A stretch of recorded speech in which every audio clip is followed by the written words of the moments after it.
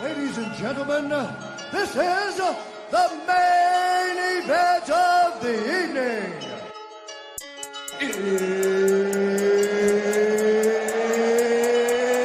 It's almost time!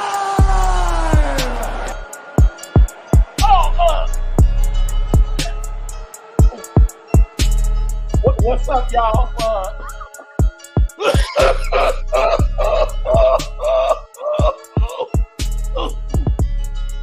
Don't smoke is a lot of. Anyway, welcome to It's Almost Time podcast. I am Khalil Roundtree, and I'm just here to ref and make sure everything goes according to plan. So, I'm also the announcer, I guess, our Bruce Buffer. So in the red corner, we're going to have none other than the keeper of Italian virginity himself, A1 Music. You did. And then in the the blue corner, because I'm trying not to mess it up, like my other co-host on my other show. In the blue corner, resident hater, gumball eat ball. There it is. There's the mess up. Gumball eating champion Paul, man. Come on, man. You know what I'm saying? This is what we doing right here. How y'all ninjas doing? I hear a little kid. Which one of y'all? What was that? All right, I'll figure that out. Because I'm figuring that out. Somebody just ate somebody's hash browns. It sounded like. Oh, yeah, it got serious. He's playing VR, so it's getting pretty serious. Oh, I got the little man in the vicinity. He gonna stay off camera so we don't get flagged or nothing like that. But he watched part of the fights with me. I'm sure if I go like this, it's just because I got my little side judge talking. And Kobe. Who? I'm gonna start calling him KGeezy. KGeezy. He ain't gonna get rebounds like KGeezy. He might. That's a little handsome ass dude. He said, "Oh." I'm looking at the next card, man. It's gonna be fun for the parlay pals. Don't crack head up yet. I thought you was getting ready to go regulate. I was like, that nigga said, "Man, come on, man. Let's get to the card, man. Don't pookie on me." Hey, bro, ain't nobody rolled better Play-Doh snakes than Jeezy, though. Or was it Jadakiss? Hey. Roll Play-Doh snakes. That's what's up, man. So what's up, man? What we had this last Saturday was saw the mains of Vicente Luque and Rafael Dos Anjos. Because he's Brazilian, so you gotta say the heart, Jay. I'm hoping that's what this episode's about, because that's what I filled out the banner to be about. Was okay, well, there it is. So let it be known. All right, man. It was actually it was a good card. It was like one of them, and it's really getting like this with any card at this point. You guaranteed a couple treats if you tune in. It just now what I'm gonna say is I agree, but I thought that the prelims were kind of better than the main in this situation. Yep, I agree. Also, around this time is where you get a lot of snapping starting to happen because again, Ultimate Fighter's getting over, Contender Series is just starting. You know what I'm saying? And so I feel like this is like when. You know how in wrestling, WrestleMania signifies like the end of the season. And then it's like, the new season and everything happens all the way up to the next WrestleMania. You know what I'm saying? So basically once Fight Week's over and then Ultimate Fighter's done / Contender Series, when that begins, to me, that's the start of the new season. Is that me? I don't know. Hold on. Yo. Yep, there you go. Okay. He said it was me. It was me. I'm sorry, y'all. I apologize. No, I had the side judge being like, "What is that? What is that?" It's I'm over here eating Rice Krispie treats. Shut up. Like you popping corn over there. No, but now I forgot what I was saying. The undercard. Yeah, like that, but it was about like basically Contender Series is like the beginning of the season to me because that's 8 weeks and it's all new people, you know what I'm saying? And then within the next year, you basically see what they all can do in the league. You know what I mean? And then Ultimate Fighter, they decide to do with that whatever they want to do. I was kind of disappointed with this season only because and I know they didn't mean to, but it was one-sided. You know what I'm saying? You can't I don't know if they didn't just have forethought in this, but thinking like, oh, we're going to bring people who've already fought in UFC and put them up against people who are basically in Contender Series, like, you know what I'm saying? Or whatever. And it's like, no, that's like putting, you know what I'm saying? Okay, and a side note here before we really even get into this card, since we're talking about Contender Series, and I feel like we could bring up even Tough because that's kind of what started it all. I feel like Contender Series is a more refined Tough. It's what we loved about Tough. You just got the fights, you got the meat and potatoes. You get a brief little breakdown of who these fighters are and where they're from, and then it's like they're getting ready to throw. And I think that's part of the allure too, is that you don't know anything about him. And like as it's going, you're finding out about him, and you're like, oh, yeah. Oh, okay. Well, this is why Tough isn't working anymore. Even if they would have split the teams differently this season and had like sprinkled a little bit of some of the vets with the newcomers and stuff and had it more evenly, it's not working because again, like. Subtract the drama and even there's only so much the drama between McGregor and Chandler can bring people to be watching that show because all drama aside, we're going to get the highlights because they're going to be trying to sell the episodes. And then at the end of it all, if we're to believe what's being said now, they're going to square off. Like, so it don't matter how much or how little you pay attention to that. Like, you're going to see them throw in the end. And that's really all anybody wanted to see from that season. What was the climax of that. And again, just with the Contender Series, it's a more condensed form of Tough. You're not forcing these people to live in an awkward situation and just do, you got to wait. Yeah. What is it, like 12 weeks to find out who the winner of that whole contest is? Yeah. Whereas you jump into the first fucking episode of Contender Series. Getting the contract. And all you got to wait on is their first fight, basically. A little bit more static.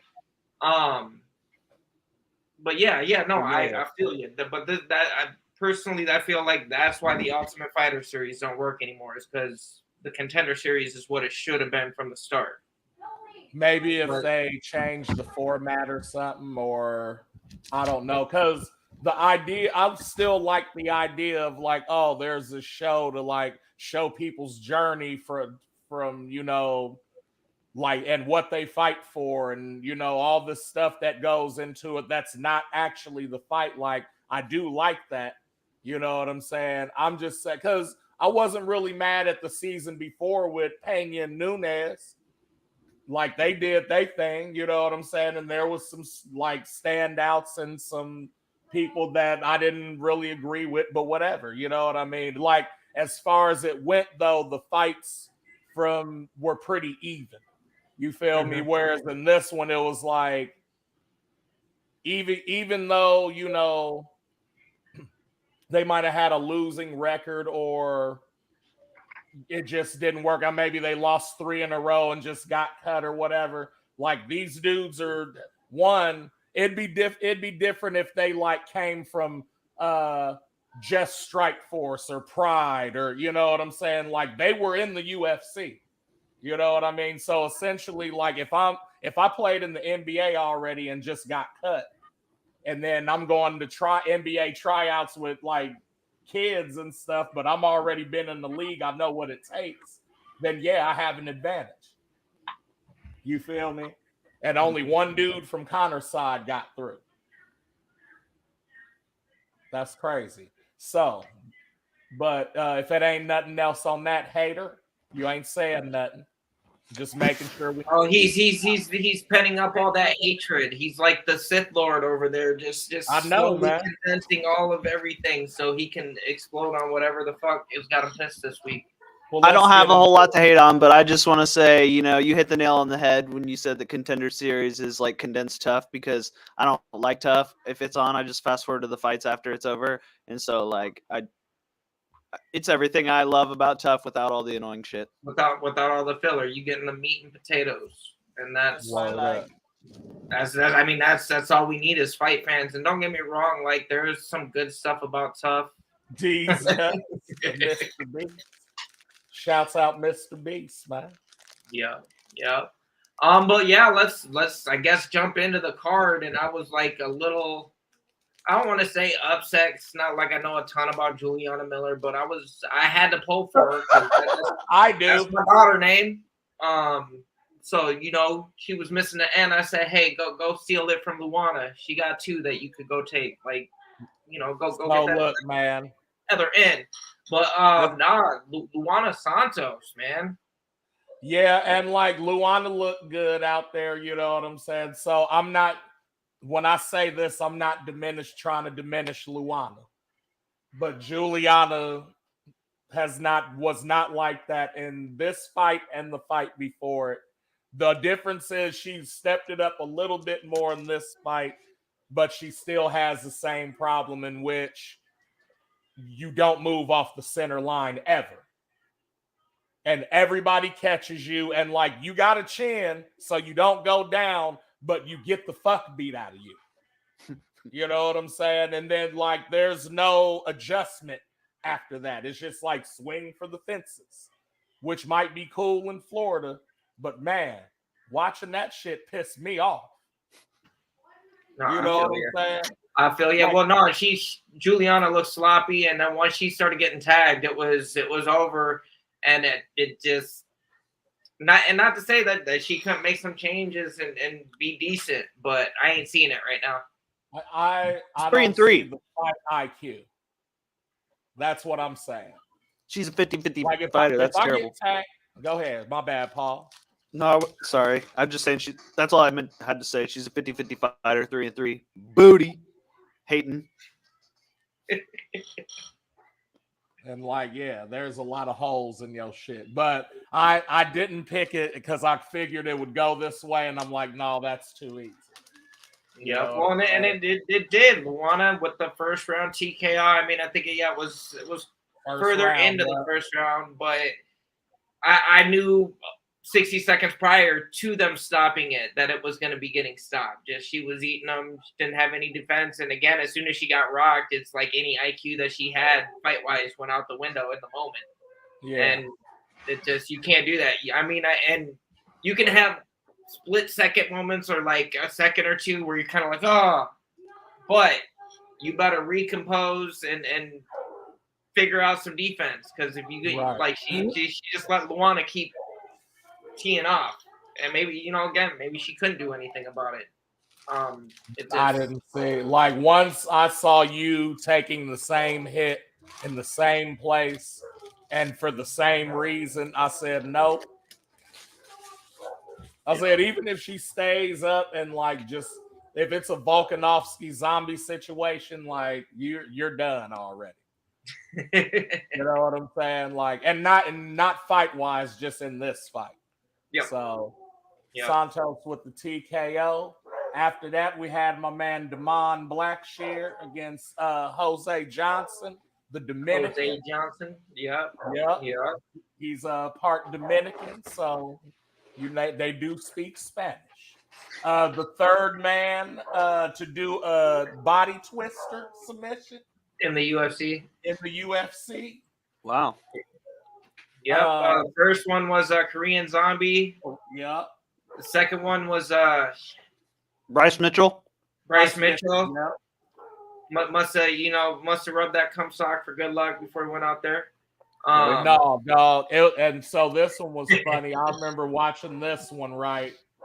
And like he kind of got his back right, but then the way he had his leg, I'm like, okay, that's interesting, right? Because what kind of guard do they call that? It's not like a quarter because your leg's over, but your other leg's in between them. You know what I'm saying? Anyway, so I was like, okay, that's cool. And then he like grabbed him, and I seen it when he threw the elbow and missed, and he pushed his shit back. I said, oh, he's finna go for a twister. I think he can get him like a body crank. You know what I'm saying? And like, sure enough, I was like, ooh, Such a gnarly sub. From Tekken 2. You know what I'm saying? Yeah, no, that one, it was a first round too. Yeah. They wasn't super sweaty. I mean, it was, he got it locked in, and it was, like you said, you seen he was setting it up, or he might have that. And so when he went for it, I was like, oh yeah, he's got this. And I've only seen it twice in the UFC before, but that's about what it looked like both times prior. And I seen it's not like you can't breathe. This shit just fucking burns. Like it's literally a crank. Like it's like somebody wringing you out like a towel. Yeah, like basically like hurting your spine. Yep. So was that a performance of the night? Yes, it was. I was gonna say you the third person to do that. Bro, if they would have did them bogus like that, yeah. I'm sure Dana would have got some hate mail. Yeah, dog. Yeah, nice on that one though. Yeah.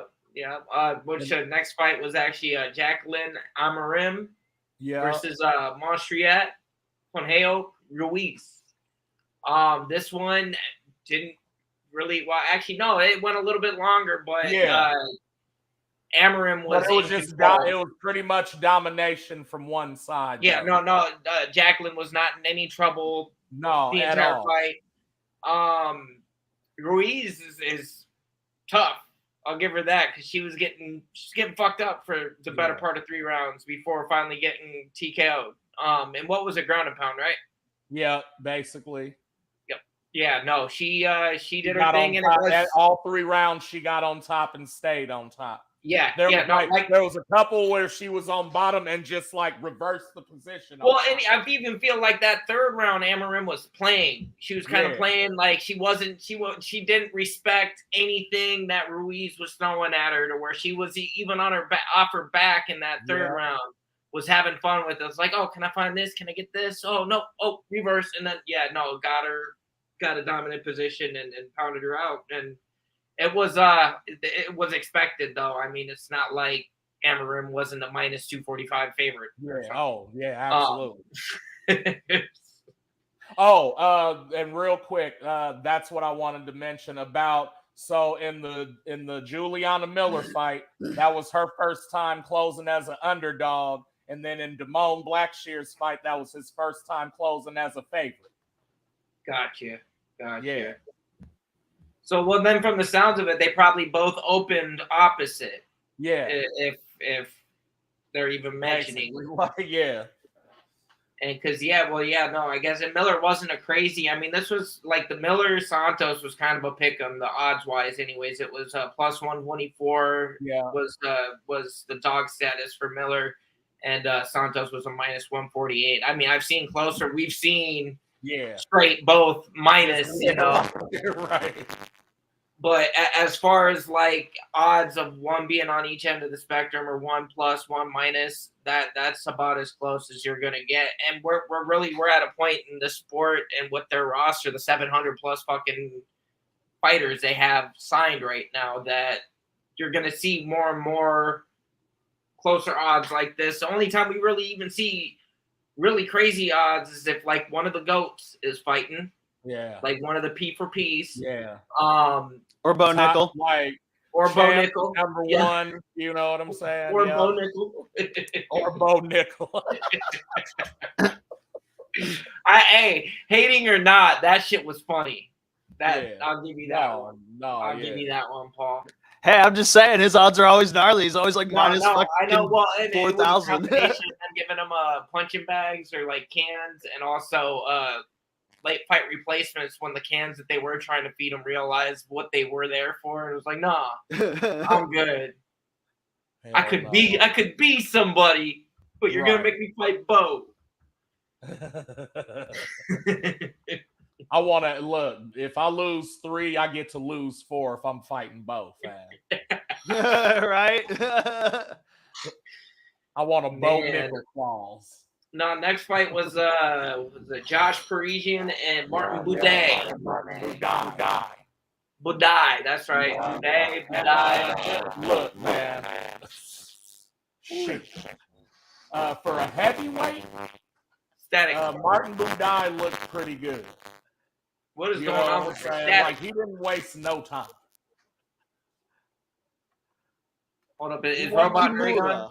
No, my fault. I said he wasn't as scary as Sergey, but it was pretty like, oh, okay, you got some shit. Yeah, well, and Parisian and Buday, they both kind of have been more slower heavyweights. A lot of decisions and stuff like that. Actually, this one ended in submission, actually, in the first Submission round. in the second, or was it the first? Yeah, the first. It was the first. It was the end. It was later. It was almost not the through ending, but you know what I'm saying. Within the last minute. Yeah. And Buday got the finish. This is actually his first finish since signing with the UFC. I think he had 2 fights before after Contender Series. Yeah. And just have both been decisions. So it's good to see him actually finding a way to actually get a dub and not just wait for a dub, you know. Yeah. This was one of the fights I had money on the undercard. I had put money on Miller on a decision. Word. And we know how that went. Yeah. You should have I called me out to get that back. Yeah. I picked Buday by decision too, because again, 2 for 2 decisions. So I think it's shit for that, but it's all good. He at least got himself a little something. And I like putting a couple bucks on these fights. It just, again, especially with these prelims and some of these up and comers, it helped me stay entertained until it's not going my way. And then I get mad at them like, hey, how come you ain't fighting the way I've never seen you fight before?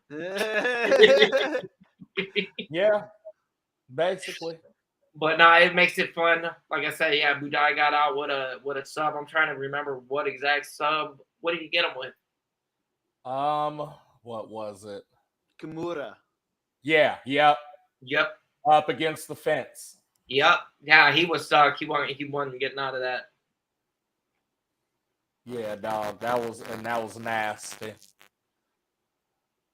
Nice job, though, Buday. Next fight, featherweight between Francis Marshall and Isaac Dolgarian. Francis Fire Marshall. Fire Marshall, fam. Hey. Yep. That's who named him. DC, wasn't it? Probably. I want to say he was in Contender Series as well. And they were like, man, he doesn't have a name or something. And they were like, oh, Francis Fire Marshall, it's right there. Like, you know what I'm saying? It was somebody. Anyway, but yeah. He actually was Marshall was a favor. Again, it was kind of almost a pick of a -155 to Dolgarian's +130. I picked Dolgarian by KO. It was a last minute kind of whim. I did a little bit of homework, and Dolgarian was going to be my pick, but I was just going to ride the money line. Decided last minute. It's like, nah, I'm gonna go ahead. Let's go with that TKO KO option. And he fucking delivered, man. Fucking delivered. I believe it was a ground and pound situation that he ended it with, knocked him down, and then swarmed him. Yeah. Yep. And actually, that was one of them I thought for sure could have gone to the second round. Like, it might have been a tad early stoppage, but he was like, Dolgarian was bringing it. Yeah. That's it. And I swear they got us talking like robots tonight. Yeah, I don't know what that is.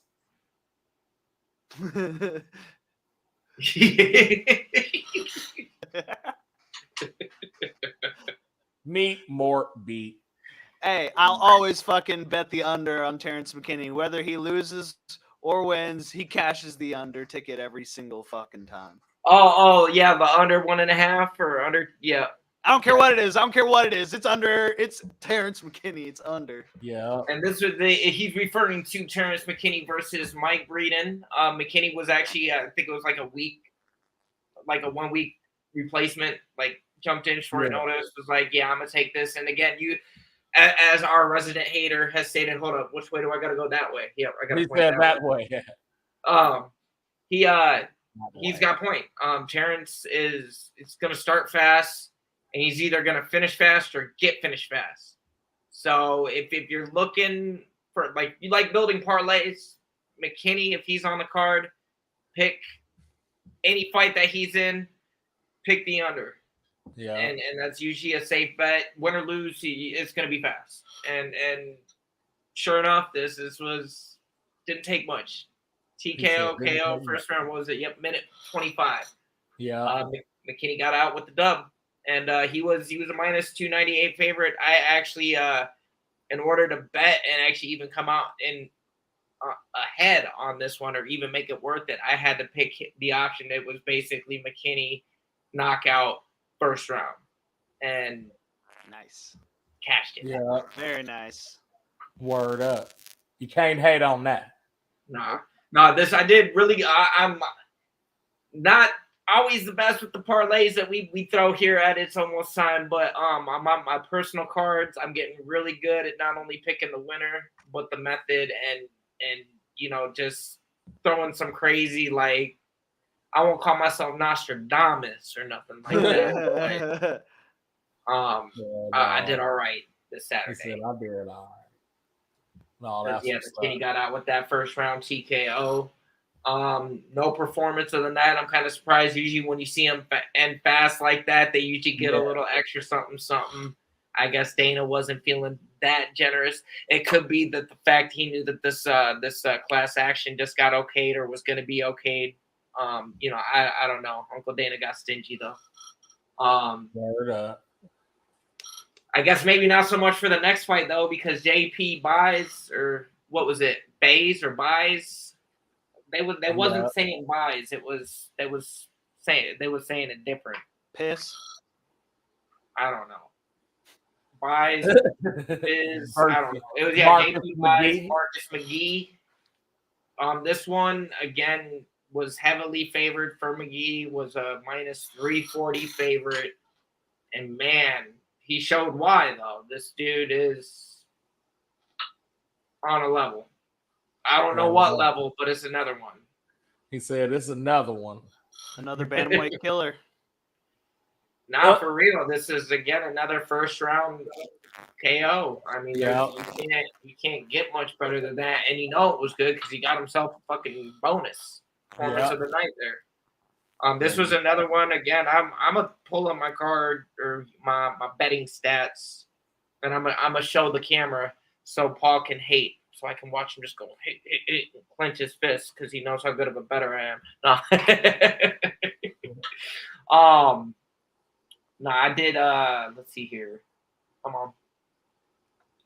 on the McGee.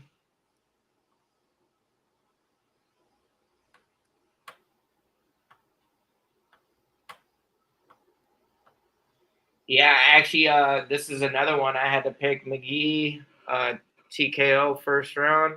Very nice. Very nice. It's nice.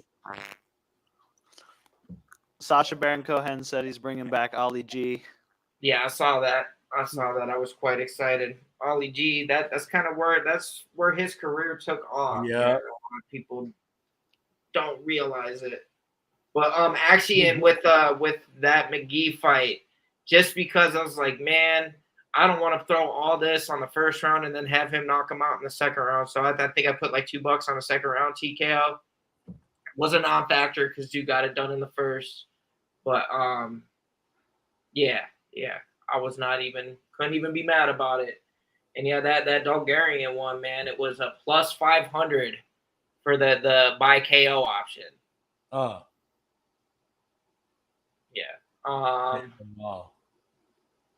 And then I don't know. It's not like I did really good. It's just the ones that I hit on definitely made it worth having some fun or playing around. It made it easier taking the losses. Right. Word. Because that was the Baez and McGee fight was actually the main prelim of the evening. Word. My pops wanted to watch the fight so bad that night that he actually ordered ESPN. Damn. Just so he could watch the fights and not have to worry about streaming them or going through an app that would cut off. Oh, wait a minute. He got ESPN, the app or the channel? The channel, because he got DirecTV over there, down there by the lake. And so he gets I guess for a while, like I think they didn't offer the channel, and then recently I think they renegotiated and worked it out to where they offer ESPN again, but it wasn't part of his package. So he called in the middle of the cars like, "Hey, upgrade my package," and he got like I think it was like an extra 50 channels or something like that, or 150 channels, all sports. See, that's an old school white man move right there. 10:30 at night. Hey, give me Mo cable right now. Yeah, no, for real. And he's like, and they're like, "Do you want this?" He's like, "Yes, I don't care. I just want to watch the fight." And they hooked him up, but the next step, I'm gonna help him get on the app and find that ESPN Plus so he can sign up and actually start getting the pay-per-views down that way. He likes to go watch him, but like he's also, again, you talk about old white man. He can't stand when the main cards start at 8 or 9. Like he's like, no, I'm ready for bed by then, man. Like, and he really is, because he'll go to sleep. I can't fall asleep watching the fights. He can. And actually, Dre can too. I don't know how you do it, but and it really depends. Like if they're later, then there's a chance of that. But no, they don't depend on shit, man. Like you got that gift that you can just shut off. Like at any time that you don't have shit to do for 5 minutes, you just like, and then come back, and then you can wake you up and talk to you, and you're like, yup, and like you continue like you ain't nothing happened. But we call those weed naps. You know what I'm saying? That's what we do right there. Yeah, but onto the main card was first fight was Josh Froome and Jamie Pickett. This was my parlay pick. I picked Josh because he was the biggest favorite on the card. Hold up. Oh, was that your logic behind it? Fair enough. So what you're saying is that was a parlay boys. Parlay boys. Word up. Gotta hit him with the twice. Yeah, no, it's short and sweet, but you just give it to him like a chorus. You know what I'm saying? Word. I had picked the subline with Mr. Froome and wasn't in the cards for this. Pickett actually put up a fight enough. He didn't get finished anyways, but Froome basically wrote off a pretty easy. It went to a UD. So pretty easy. Yeah. Like, I mean, I wouldn't say it was like totally one-sided, but the judges seen it that way. Like Jamie got his in, but also he's 13-10, so you know what I'm saying? Yeah. And and I guess being a minus 355 favor, you better at least pull off the decision dub at the least. Word up. Now that one, and I'm trying to think, because like I'll be taking notes about some of these, or like try to take mental notes about what happened, and then but when there's just not much happening on the fight to like really embed or really think about it, it's like it gets filed away. Because the first two fights of the main card were that way. You had an undercard where you had TKO, submission, TKO, KO, sub, and then two decisions right off the bat. So no, this is again co-signing your point earlier, where we kind of got treated to a better undercard, like the almost religious fans, the ones that really tuning in just to watch some good fights, right? Got treated something just tuning in early. Because that undercard was good. And then like even the next fight, the AJ Dobson versus Stephon Inchquai. Chukwi. They need to have a little. They need to have a little audio microphone down by these fighters' names so I can hit it and it'll be. Yeah, well, and Njukwi was the favorite. I picked think a decision win by Njukwi and did not go that way. Dobson brought it and ended up it was a unanimous decision. Yep, another UD. Another UD. But underdog. All these people hating on the women's division, it took the women's division to kick this main card off right. And this was also part of the Parlay boys. Parlay boys. You feel me?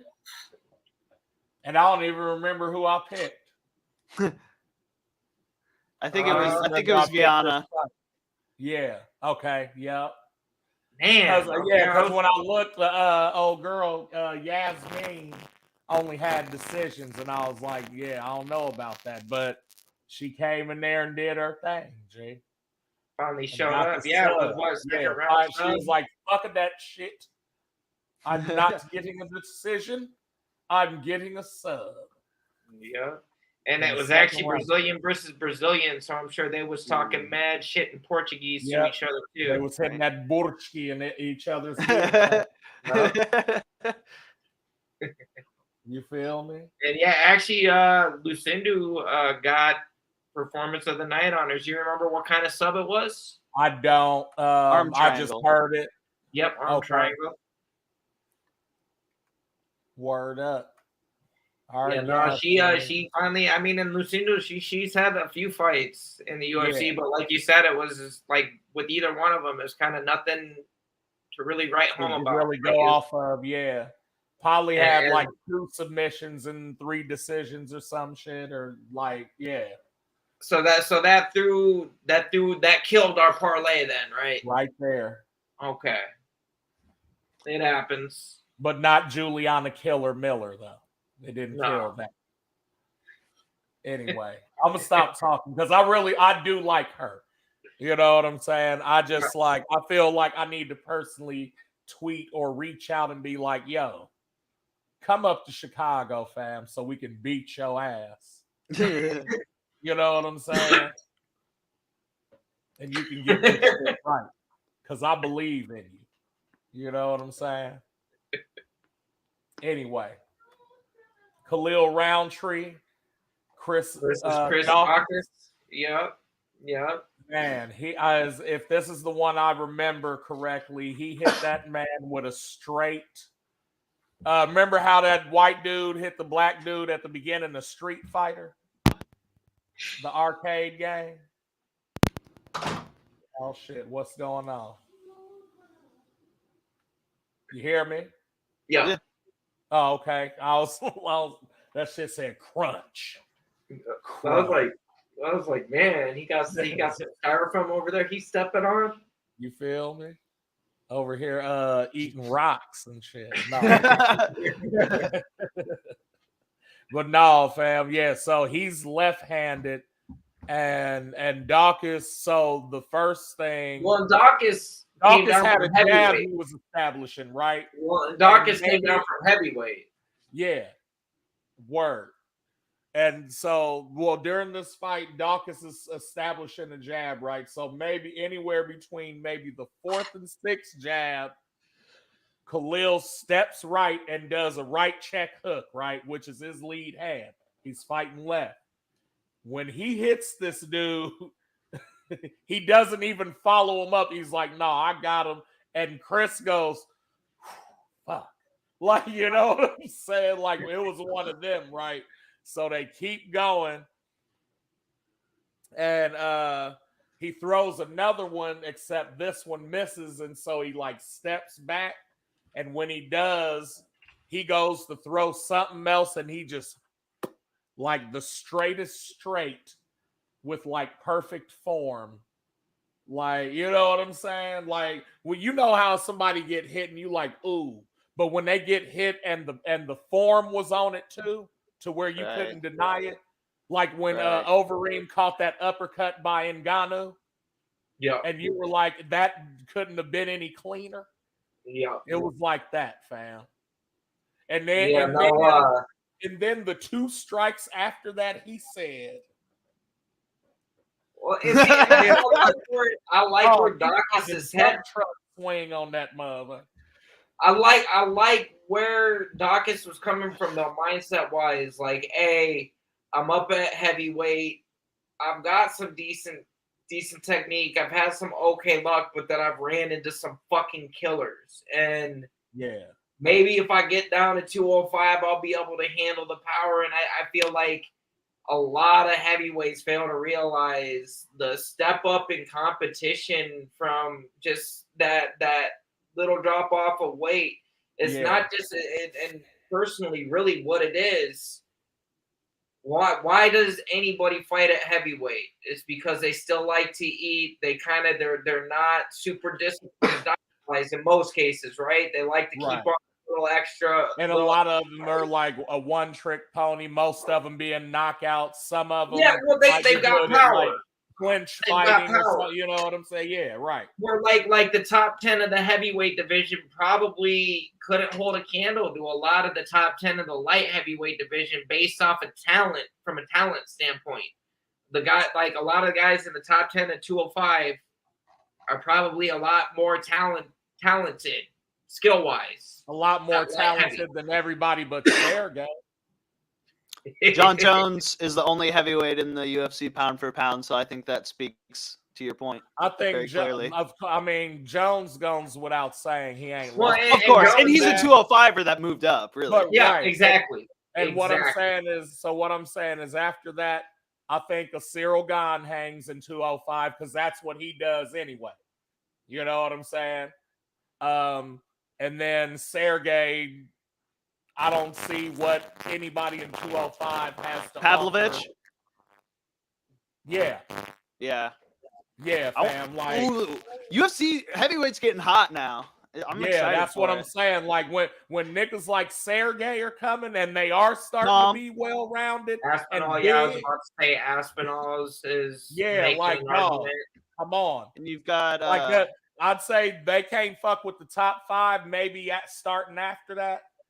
Well, hey, just to finish the thought on that one, Khalil Roundtree Jr. got the dub, Right. KO TKO first Yeah. round performance of the night bonus, so he got extra 50 Gs for it.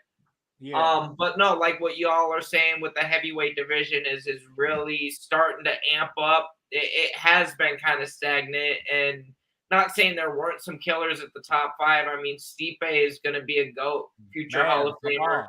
Ngannou, Gane, jury's still out with me on Gane. I feel like give him another couple fights and about another year of watching him. If he fights, give me 3 more fights from him, and I'll give you my final take on what my thoughts on Gane. Cyril Gane. Yeah. Oh. But the 2 I'm looking at besides the champion and Stipe is Sergey and Aspinall. I'm looking at Sergey Spivak, Sergey Pavlovich, Jailton Almeida. Pavlovich for sure. Jailton Almeida is beating the fuck out of people. Yeah, he's coming up a little bit. Spivak is fucking. Well, Spivak's got a fight coming up in the next couple of cards. So yeah, he's ranked 7. He's ranked above Jailton, but I bet Jailton would beat his ass. It'll be interesting. Like I said, I'm still out on Spivak. Pavlovich though, dude's a killer. And Aspinall too. Again, just after that layoff, was basically out a whole year and to come back and to kind of pick up where he left off. And I know he kind of took a step down in fighting Tibera. But it was a good tune-up fight for him. He probably deserves somebody in front of him next. That's what I'm saying. So even when Ngannou was champ, and remember, I was telling you about this, like his last probably 5 or 6 fights before he left, like he was stepping shit up each fight. You know what I'm saying? Like, so when I saw the one who it was Cyril that they went to the ground because he kept Yep. trying to point fight him. And so he's like, all right, I'm gonna take you down like Well, they basically Strangler. slammed him and then And yeah, like had down big dude. That I was tripping the fuck out, being like, yo, are y'all seeing this shit?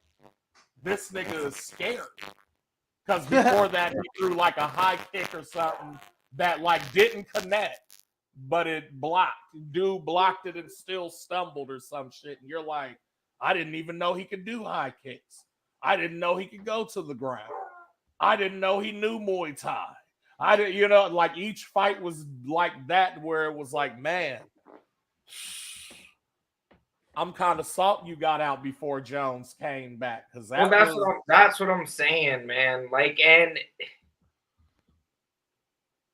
it's not like he didn't know. They tried to make this fight for the last year that Ngannou was on contract with him. He didn't want that smoke.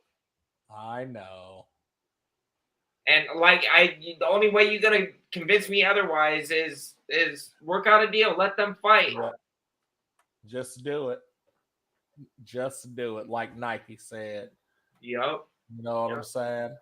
On to the next one, co-main event with Cub Swanson.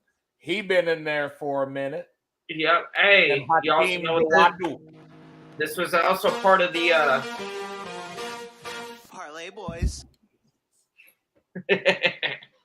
Cub Swanson, versus Hakeem Duade. And this was a entertaining fight. Yeah. This was back and forth, and Cub been on the roster for a decade now, probably. Yeah. And he's still hanging. And Hakeem is a good up and comer. Definitely somebody that is possibly going to be a champion at some point. Well, I mean, once Volk, walks away and says, "Hey, y'all fight over this piece of gold. I got heavier gold that I gotta go get." Yeah, no, it was a back and forth fight. This actually ended up going to a decision, and you talked to probably 75% of the people that watched that fight, myself included, thought Swanson lost the fight. But not only won it, but won it by unanimous decision. Right. Unanimous robbery. Yeah, no, at 29-28, and again, as upset as people are about it, and Cub, again, it was in the body language, because Cub, as they were reading that off, was clapping for Duade before it was even fully read. He was giving props before he found out he won. That's how you knew he was like, okay, I guess I'll take it. Right. But as far as like robberies, this wasn't Michael Bisping versus Matt Hamill.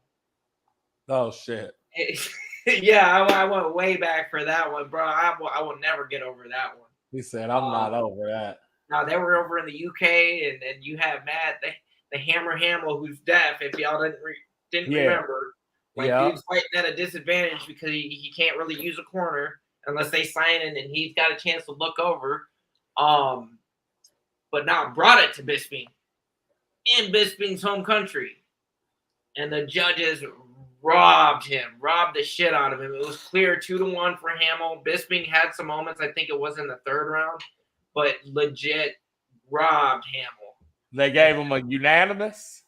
I don't remember if it was unanimous or split, but either way, I want the drugs they was on for them to see that Bisping won that fight, because it was insane, dude. They were on that fucking fish and chips. Something, bangers and mash, and I was screaming bullets. The fucking peas for breakfast and gravy on toast or whatever. Ain't that some crazy shit? Like, y'all niggas wasn't smoking weed when you came up with British food?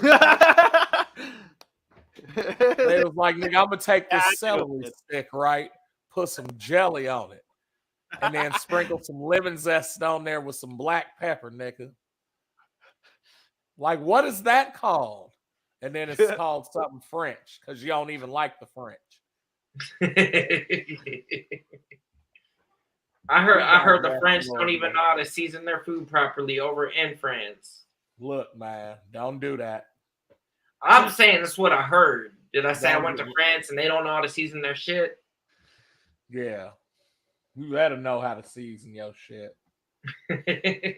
That's the staple of black cooking in America is seasonings, Nick. I just And actually, made the coldest fried best chicken, food, and I I had learned it from a racist white man. I had Roundtree by KO, and I want to say I probably had him. Hold on. Let's see when. I want to say this was probably one of my. I got a little cocky with it and was like, oh yeah, I'm gonna start picking crazy ass stuff. Yeah, I picked Khalil Roundtree by KO round 1 winner. Yeah, no, I had a few of them. And I actually picked the main event proper too. The only money I had on it. No, I had points on Dos Anjos too, just in case. But I knew who was winning this fight in the main event. Vicente Luque versus Rafael Dos Anjos. It was 5-round main event, and it took all 5 of them bitches. Yeah. That's why I've cashed on the over 4.5. I was like, yeah, them boys are going all the way. Yep. And Luque pulled it off. Actually, it wasn't like he was completely dominated. Dos Anjos had his moments, and again, Dos Anjos. We were just talking about how Cubs been at this, with the league or with the organization for like a decade, and Dos Anjos too. And Dos Anjos has been all like, what all weight classes has this dude fought at? Man. 170, 155. Okay, so just the 2. I feel like, bro, for some reason, I feel like he was up at 185 at one point. I'm like, dude, he probably could if he wanted to. Man, I feel like he's a small 170 pounder. Yeah. I feel like he's too small for 170, to be honest. You think you need to stay down at 55? Yeah, but when you're that old, he's getting kind of old, isn't he? No, that's what it comes down to. That's it's hard to cut weight when you're 38. Yep. You're telling me it's hard to cut weight at 38. Fuck. Nigga, I ain't trying shit, bro.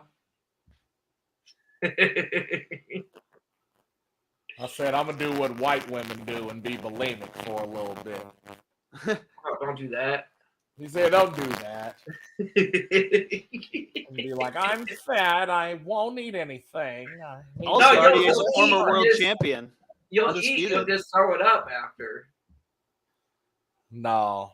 Former 155 champ. I got my 8-hour window I can eat, and I'm cool. Oh yeah, Dos Anjos, former 155 champ. Doing that too. Yeah. Yeah, no, because he was saying that he could never fight for the BMF title because he was a legit, real champion. He doesn't qualify for the criteria. I see now. I really want Gaethje just to go and win this shit, so they can stop with that shit too.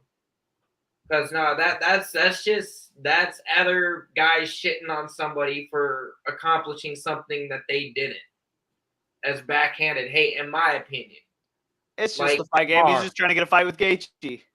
Well, I'm sure he is, but it'd be like, man, those are the same people though that think that Kobe was a legit champion. It's like psychological warfare. He's like fighting outside the cage. That's all it is. It's just strategic chess moves on Twitter. That reminds me, I got to finish the American Gladiators documentary about Viper and Ice and them niggas. Shut up. You dumb, man. I wasn't ready for that. No, it just reminded me. Man, that's that funny. Feels crazy. They making documentaries about everything nowadays, huh? I like that shit though. Like, I don't know. I like documentaries. I like documentaries too. I like it about the stuff that I grew up with that I didn't know about. Like you guys ever been to Hannibal? Missouri? Hannibal, Missouri? Yeah. I don't know if I've actually been there or not. But you heard about the one from there? There's a crazy documentary out of there about this girl who went missing like 20 years ago, and they never cracked the case. And this private investigator went over there and like found out all this crazy shit about the police corruption in Hannibal. And as soon as the documentary came out, they had to like fire a bunch of cops and all this crazy shit. It's like 40 minutes from my house. Damn. It's on Hulu. Damn. Okay. What's it I was called? like, whoa, Relentless. Oh, I've seen that. Not, I haven't seen it, but I saw it on there. Yeah. That's about Hannibal. Happened in Hannibal. It's crazy. Okay, well, real quick before we, you know what I'm saying, start talking about other shit and wrap it up and go to the next thing. In light of Contender Series being on, you know, that's my shit. I just want to, you know, tell you here on It's Almost Time, if you missed it, you know what I'm saying, who all getting contracts and shit. So, Oh, long term. I'm not gonna tell you what the fights are. Do none of that shit. You can go watch it for yourself. I'm just letting you know who got a contract. And also long term, this is gonna be. But while we're in Contender Series seasons, this is gonna be a little segment that Mr. Cornbread himself is gonna bring to you every week. Word up. You feel me? So with its own theme music and everything. It ain't ready yet, but but next week I'm gonna have it done because I just finished the girl talk thing, and I'm gonna try to have that up this week as well. So Korn's Contender Series contracts. You feel me? The Triple C's? Huh? You going with the Triple C's? You feel me? Come on, man. So this is the first week. So we had Kevin Borjos win by unanimous decision. He got a contract. My man Peyton Talbot, unanimous decision. He grabbed a contract. Kyle Machado out of Brazil, unanimous decision, contract. Is he a robot? No, but he's like, he one of them big ass Brazilians. Okay, I'm gonna just. You was sounding like a robot, so I had to ask. I was like, "Oh, well, I don't sound like it here, so f off." Cesar Almeida, unanimous decision. He got a contract, and the last contract, and I saved it for last because my man got a TKO, and he wasn't playing. Got it in the first round. Tom Nolan. Guess why I saved him for last? Where is he from? Springfield? Australia, fam. Oh, shit. Australia? The Australian boy, and he's only like early 20s, early to mid 20s. Okay. And he went in there and did that, and he's like, yeah, I'm just going to go in there. I'm going to knock him out, give him a grumpy. Give him a grumpy. I was like, hey, he's from Australia, so I believe in Australians. You really trying to make grumpy a thing in Australia, aren't you? Yeah, I'm trying to. It's working, bro. Because it comes out, or if they already say it like that, then like my 23andMe gonna be crazy. That's all I'm saying. So, yeah, those are the contracts for this week. So how many of those were you decisions? Four unanimouses and one TKO. And even the decisions got contracts. Yes, because they were dominant. They were very dominant. The Cal one I want to say was it was a lackluster fight, but because of what you would call your dance partner. Like the other dude didn't do anything. He threw 4 total strikes the whole fight and kept backing up from the dude. Has anybody caught a contract on an L on Contender? Yes and no. So I'm trying to think.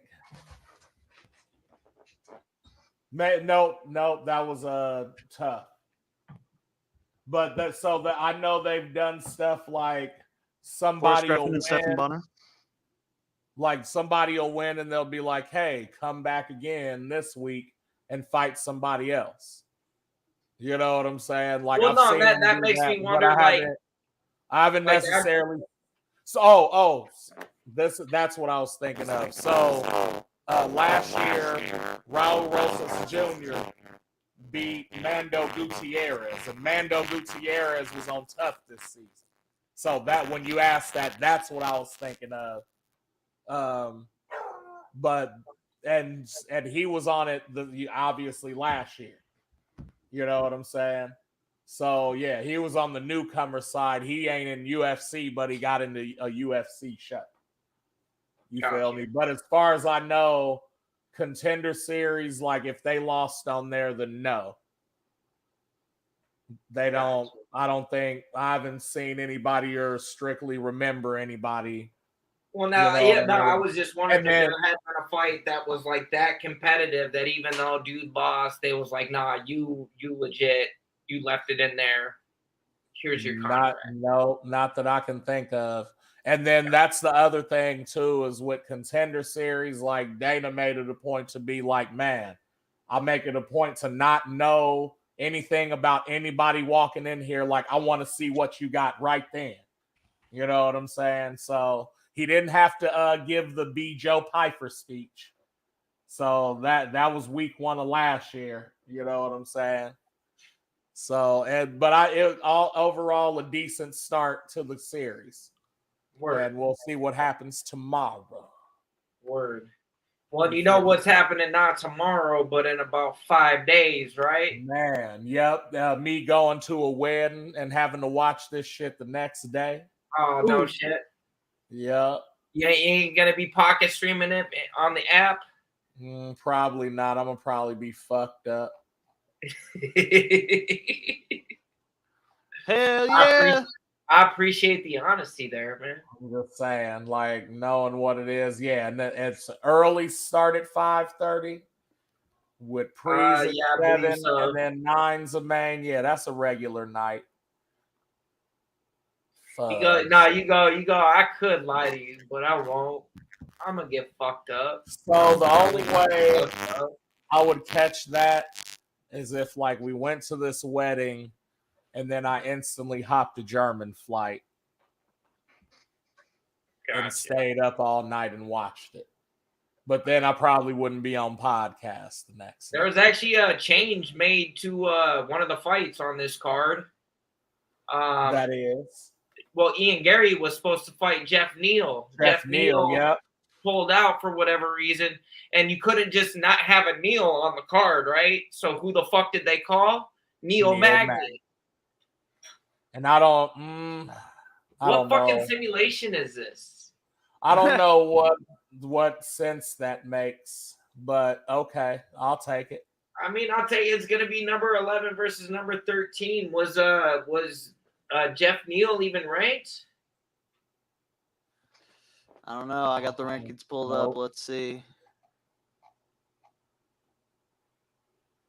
Jeff Neal is not. So he really got a better fight out of the deal, honestly. Yeah, no, he really did. And Neil Magny will fight just about anybody. So then that makes sense then. Because I'm like, Ian Gary would have did Jeff Neal. That's what I was going for anyway. Yeah. Right. Neil might stand more of a chance, but I'm still leaning more towards. I still got to go with Gary just because of what I've seen so far. Like, I'll buy into the hype until he proves me wrong. I said, it's hard not to. He's backing it up. Gary is what people thought Conor was going to be. I said it. I'm glad you said it. I said, I'm glad you said it. And no disrespect to Conor. I like Conor too. No, Conor did his damn thing. Like at this point, Conor's doing other things that are, I wouldn't say more important than UFC, but like, yeah, UFC gave you your platform. No, yeah, like, well, shit. And you got to do the rest of your shit. You got to remember too, like this was like a decade ago. Yeah. When he broke through. Yeah. Like my dad was talking about this because I get it too, just because I've been watching this since this shit began. Just watching the changing of the guards, and like if you stop watching the sport even for a 6-month period, a lot of shit. You're gonna come back and you ain't gonna recognize half of the talent, because it is one of them sports where it changes real quick. And I feel like even we're spoiled being MMA fans too, because we're not constrained to seasons. It's not like, February hits and all of a sudden we don't get no more fights for 6 months or anything. Like they just let's keep going and going and like we don't even get weekends off hardly anymore. It's like shit is just it's consistent, and I love it. Yeah. But fuck, I don't remember where I was going with this. It'd be like that. I don't either. Hey, Pedro Munoz. Yeah, Got that picture. Finna go against Cheeto. Co-main with Wei Lee and Amanda Lemos. Again, I don't understand how she got a title shot, but whatever. She probably got a title shot because Rose wasn't ready for that smoke yet. Because they're all scared, and all you have to do is ask for it to get it in that division because everybody's scared. No, that's really what it feels like. We also got the Chinese girl. Yeah. They know they can't beat her, so they're like, fuck it. Oh, okay. So yeah. So this night also hosts the finale or the final fight of Ultimate Fighter. Austin Hubbard and Kurt Holloway in the prelim. They're the first prelim. Okay. We got the return of Chris Weidman on this card too. Yeah, he's the man. Yeah. That's a tough one to bet on, if you ask me. Yeah, especially against Brad Tavares. Yeah, just in general, like Chris Weidman was good, but like he was good. You know what I mean? Like, that bad injury. Well, it's been about 2 years. Word up. And for good reason. I mean, he did his leg like what fighter did his leg on him. Like it still trips me out how that played out. Yeah, we got Garbrandt versus Mario Batista. And then that main fucking event though, and a lot of people are saying that Sterling is just gonna walk away with this. I think this fight's gonna be a lot closer than people think. Dude, man, don't sleep on O'Malley, fam. And I get it. I know what it looks like, but like he's got something. Well, in close fight against Jan or not, dude just went 15 minutes with one of the best bantamweights in the world. Yeah. Like it or not. Aljo by sub round 3. Hate. No. hate. No. No, and I can't even be mad at you because that's what a lot of the experts are picking. They're not seeing this going the distance. They're seeing Sterling getting a stop.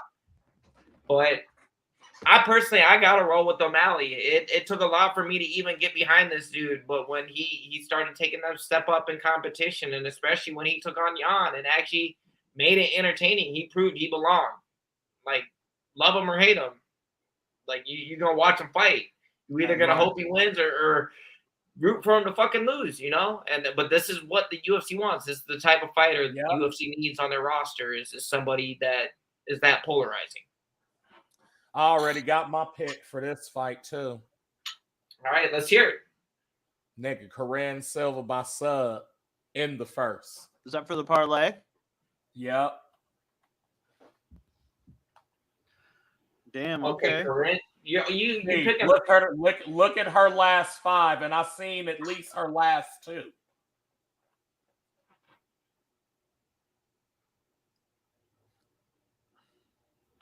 That's what I'm talking about. She Silva hit round 1. Yeah. Who she fight last? Ketlin Salza, fam. The knee bar. That shit, like, I don't know if Ketlin's gonna fight again. Oh, that fuck. type of shit. Okay. She fucked her up.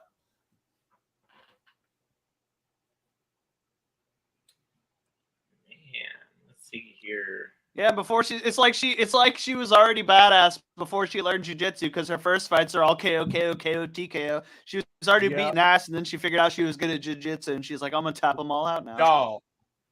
And I think I mentioned something about when she fought the last time. I was like, hey, there's this chick, Karini. I think it's Karini. But dog, yeah, she was going in there taking arms and legs and heads and knees, and she said, "Give me that. I'm building a Barbie. Right? I need your shit." No,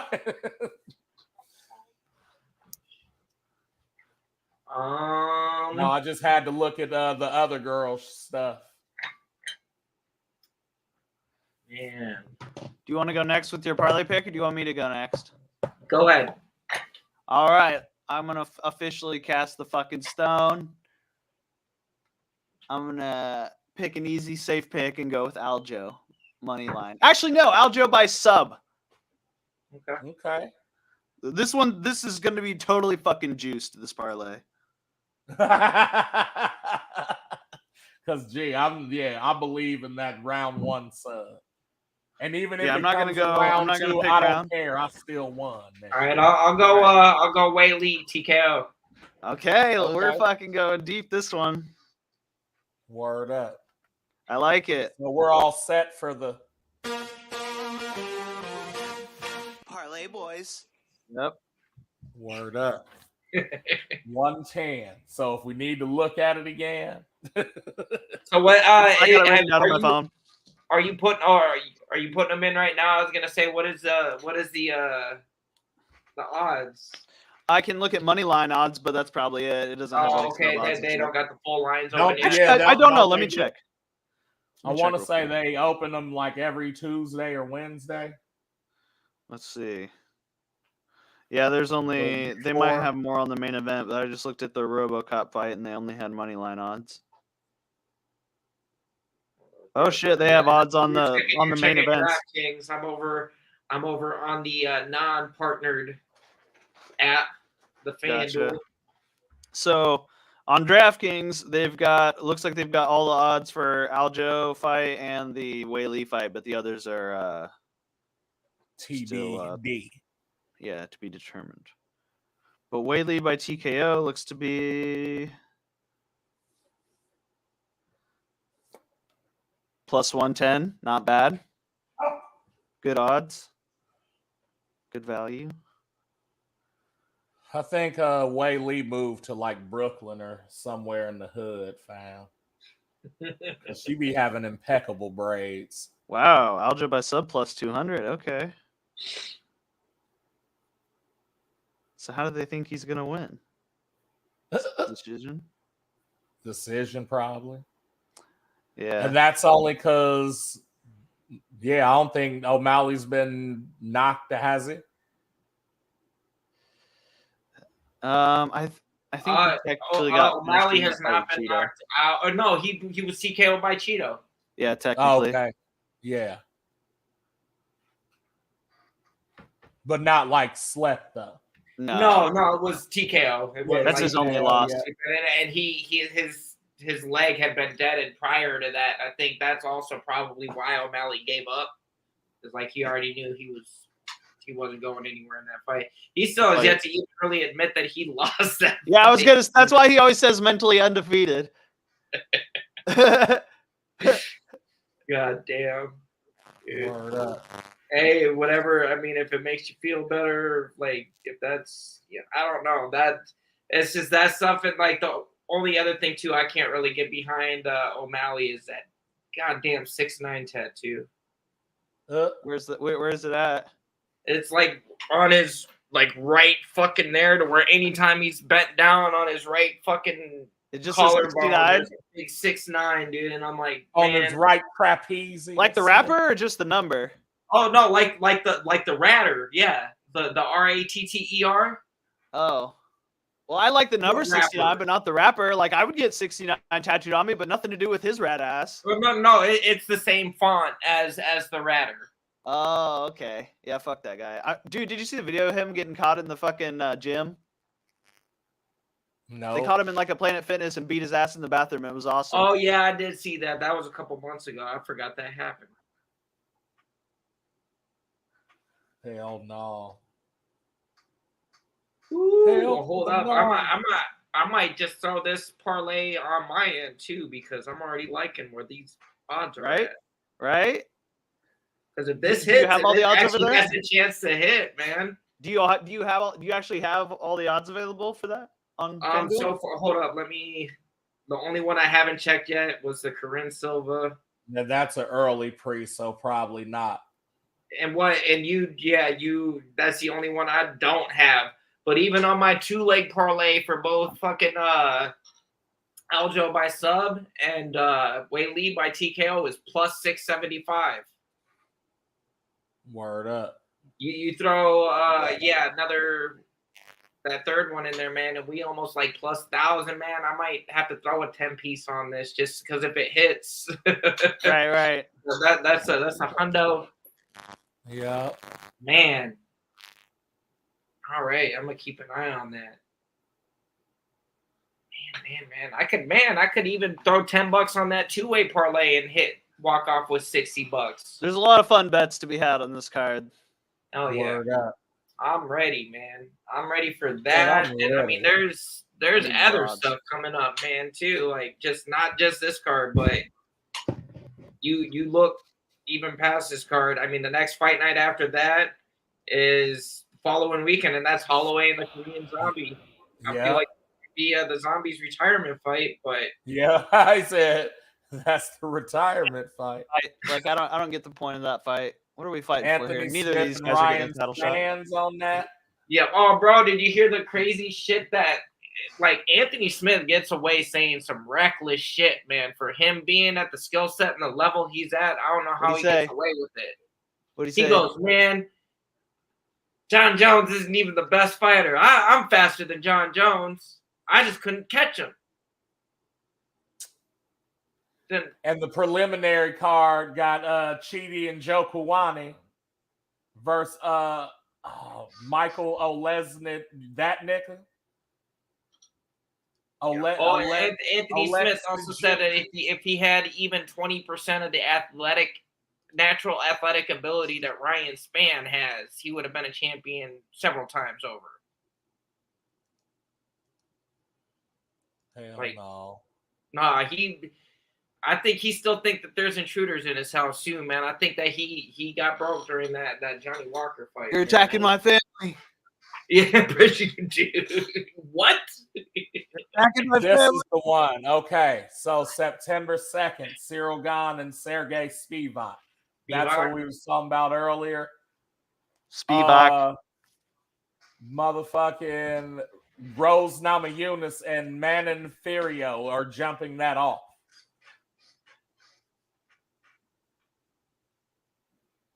Thug Rose is jumping off. When's the last time she jumped it off? Thug Rose, when she did she? I don't remember. When's the last time for she even sure. fought? And Fioro or whatever is just lost once. So it looked like they trying to get her out of there. They trying to see where she stands. Ooh, I'll tell you what. So we're booked through September. Like September 23rd is the Fiziev and Gamrot fight night. But then the next thing on the card is almost a month break. And it's in October 21st. It's the Abu Dhabi card. Yep. So what are we gonna do for the month? Shevchenko on the 16th. Yep. And then the Fiziev card after that, and then there's almost a month break unless they're gonna announce some other cards in between those. It's gonna be a long break. I don't like. It's gonna be weird. And they got Blades Alameda. Come on, man. What are we gonna eat for UFC 292? Ooh. What's the fighter in posted Boston. tonight? Hold It's on, in Boston. 292. Boston? And so Jamaican champ, we can have jerk, nigga. We can have a key and sawfish, fried plantains. You know what I'm saying? Or we could just go to Jerk Shop Go. Word up. Jerk Word up. tacos, jerk nachos. Yeah, I do a nice jerk, bruh, if you want to cook. You feel me? That one's on the back burner, too. No pun. Because it's hot shit, no pun. And I take it if all goes well this week. We didn't go live yesterday. We had one of us was traveling, and it was easier to get off tonight. So, but if all goes well, we'll be back again on Sunday. You feel? Because that's how we do it here at It's Almost Time. It seemed to be working out. I appreciate again anybody who was tuning in tonight. We seen them little eyeballs watching and whatnot. No comments tonight, but it's all good. Don't be shy. Y'all got some input. Feel free to chime the fuck in, man. Because I feel like I just be talking and talking and talking. be talking so much I forget what I'm talking about. I still never finish my thought. Happens. Hey, but yeah, no, on that note, I know we just passed the 8:30 hour anyways, and I'd like to relax a little bit before I gotta wake up and do this shit all over again. So I'm a bow out. But yeah, good conversation tonight. Good card this last weekend. Should be a better card this upcoming weekend. Word up. But as always, this is A1. We got Cornbread. We also got the resident hater, Mr. Paul. And this is It's Almost Home. I hope y'all have a good night. Sorry, we sounded a little bit like a robot sometimes. There's something going on. Maybe that internet's finally going to give out and we won't be able to do shit for a while. Because they said it was going to die, right? Be the last couple days with the rain and stuff. So it could be. It could be. And no, it was. I'm trying to think. When was it? Sometime last week. We got flooded like a motherfucker. I think it was Wednesday, Thursday, something like that. I almost went swimming. I ain't swam in a minute. All right, dog.